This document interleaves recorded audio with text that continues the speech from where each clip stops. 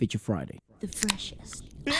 So this right here is from the movie Swades. SRK is in the freaking music He's the video. protagonist, yeah. And A.R. Rahman is the composer. Also, is MTV Unplugged. I think it is from that movie because the actual song's name is Ye Yo Des Hedara, and I think it might be in Tamil. Hitara.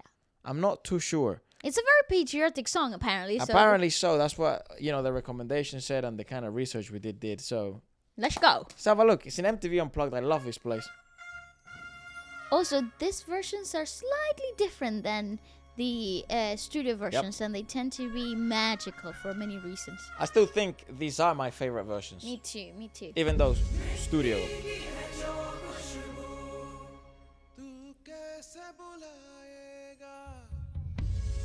Oh, That's why I love that guy. that's gorgeous.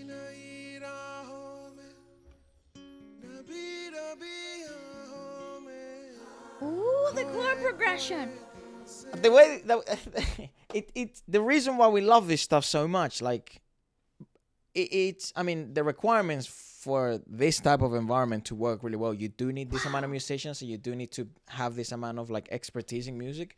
Well, do you have like 2 or 3 different directors on set? It's like different level, this isn't your average musical experience. This is like as good as it gets. Hence why I think they make really good reviews. Do not be mistaken there, young sir. This is the highest level of stuff, right? Correct. Attractive violinist. Graceful as well.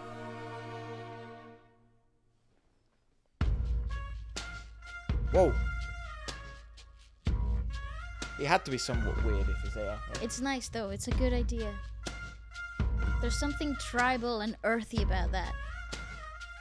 What are Motherland those clarinet things called?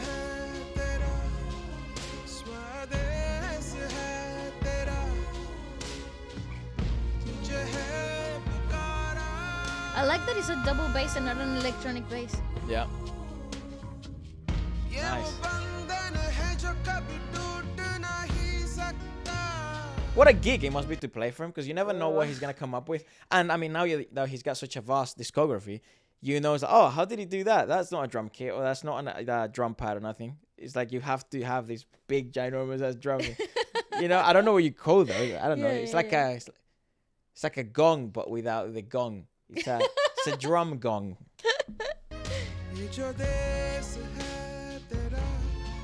Ooh.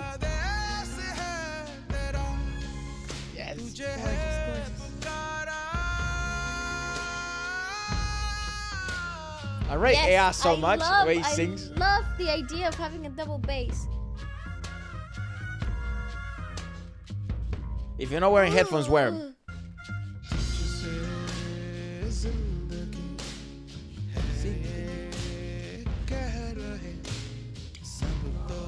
Nice.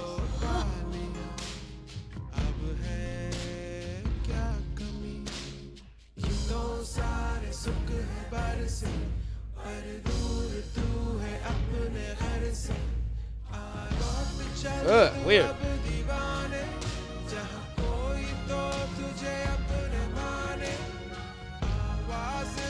How do you come up with this?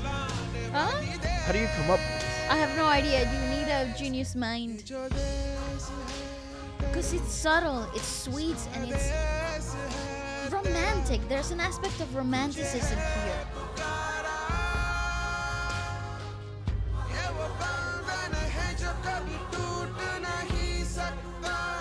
There's also a sense of pride. Like it does. I think because we read the description of the movie Swades, it is like a fairly.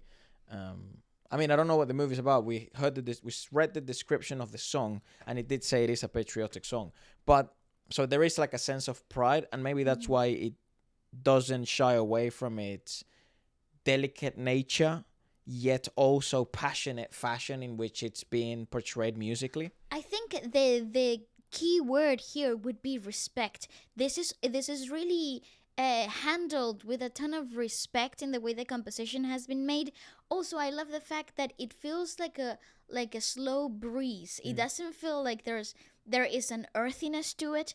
There is weight to it, but at the same time, it doesn't feel rushed. It doesn't feel strongly passionate. But there's like an underlying respect. That's the only way that I can put it. I think the delicateness of it is based on the use of the double bass rather than an electronic bass line, genuinely, and the string section.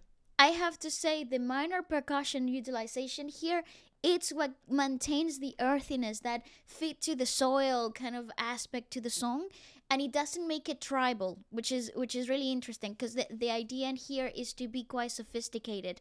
The way that they have come up with this arrangement is a very sophisticated, musically enchanting arrangement, which will let me which lead me to believe that the movie is not set in like the countryside. It's set in the modern era. It's set in modern times. Yeah, definitely. They could be or maybe it's a contrast of both, you know.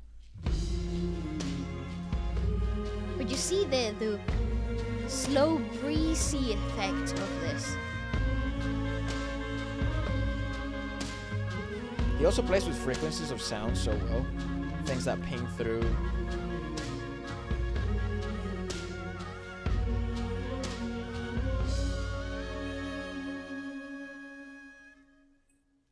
It's cool because those clarinet things. That's what I'm talking about! Sheesh, welcome to Jazz Fest.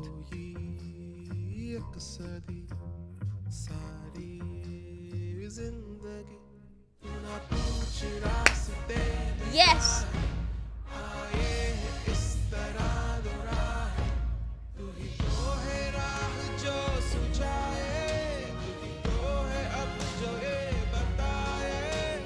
I forgot what you call that thing, that shaker, even in Spanish.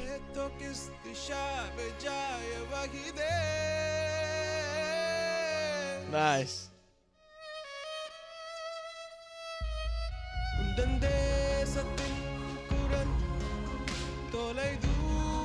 Damn, that's probably my favorite A.R. Rahman song ever.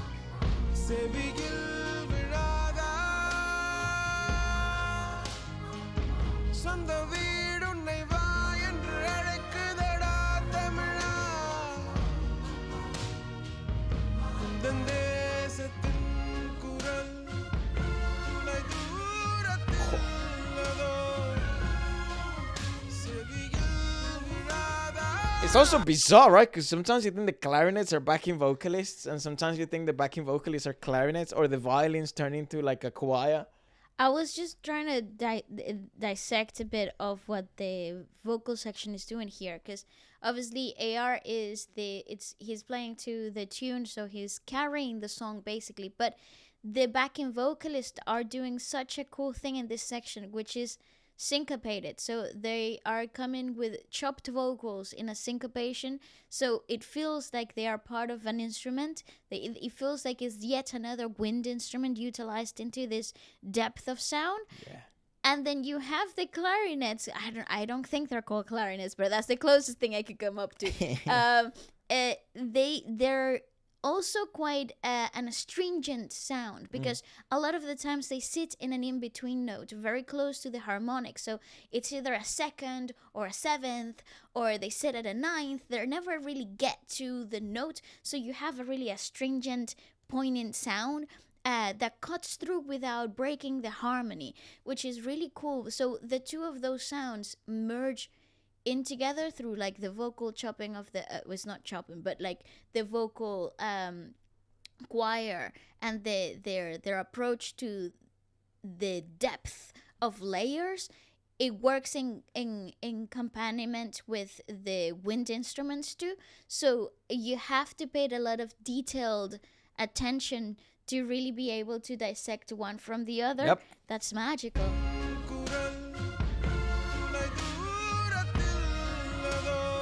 You hear them, it's kind of like it's nearly syncopated.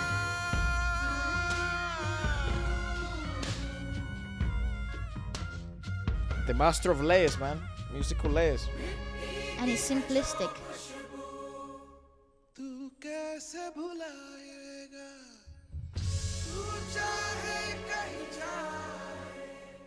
Damn. Yes. Wow. Yes. Oh my God. Bro. Woo!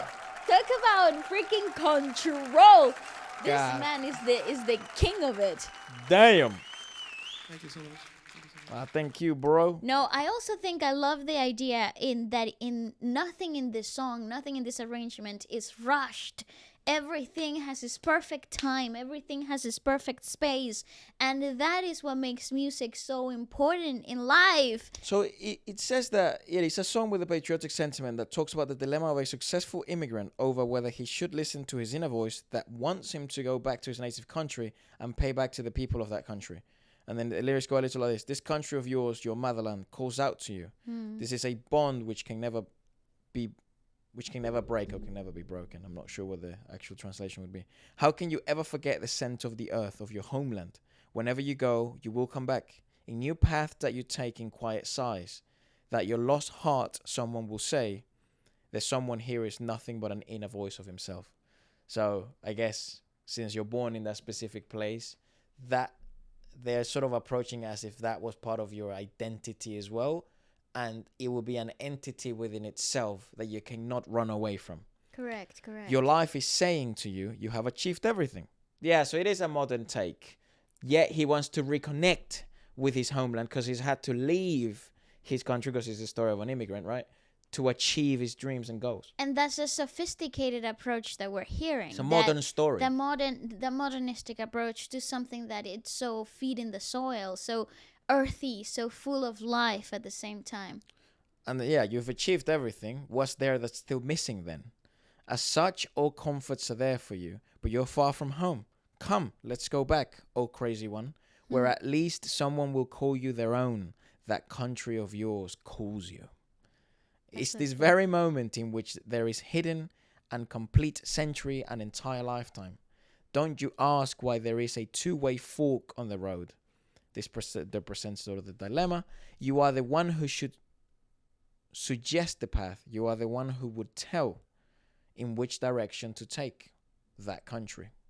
Damn. So what is he, a politician or some shit? Is it a politician or is it just a misguided translation? I don't know. Swades trailer in English. Let's go. I'll be able to understand though. Shah Rukh Khan. It's a minute long. Oh, he is from the countryside. Maybe he is a politician. He seems a people of the earth. Oh, he's an academic. When did this come out? The graphics are cool. Do you miss the word cool for outdated, bro? That's what you were trying to say. No, I think it's cool. Yeah, so he's like a scientist. Marika. Ooh, of course. Bruv, I'm going course, straight back home for that. I'm going home too.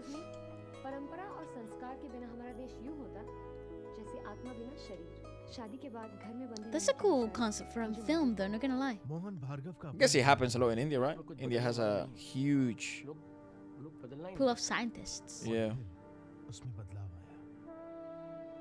Whoa. That's a shot, bro. That is. This has a very... That's not Hindi.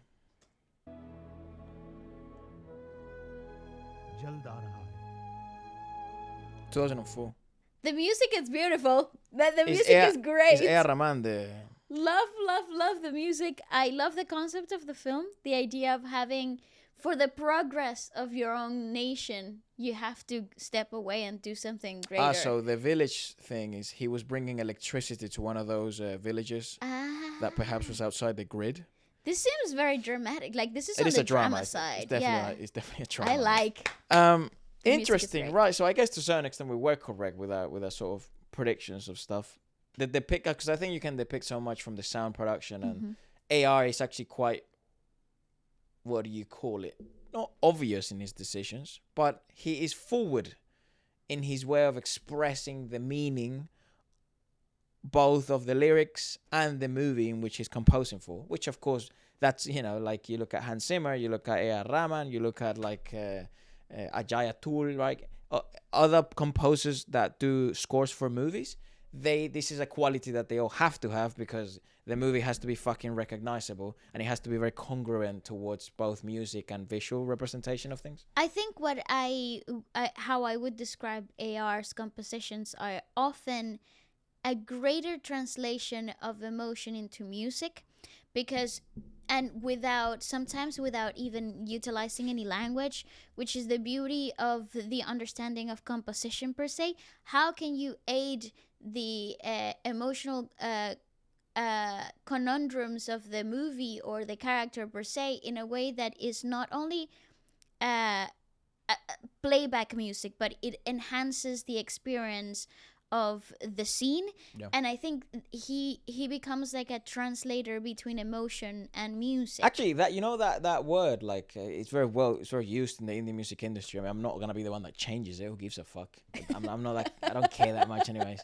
It's not that bad. But like that whole idea of like a playback singer, like sometimes like I feel like that deters from what they actually do, because it's not playback, bro. Like it's not in the background. No, it's not. It like enhances. It's very much on the forefront of the experience. Correct. And for everyone, it's very much on the forefront of the experience. Sometimes some of these movies are garbage, but the fucking music. Yeah, the music is wow. Anyways, I'm not keen on it. I don't care. Keep calling it playback singer. Who gives a damn? But yeah, let us know what you guys thought about it, and goodbye.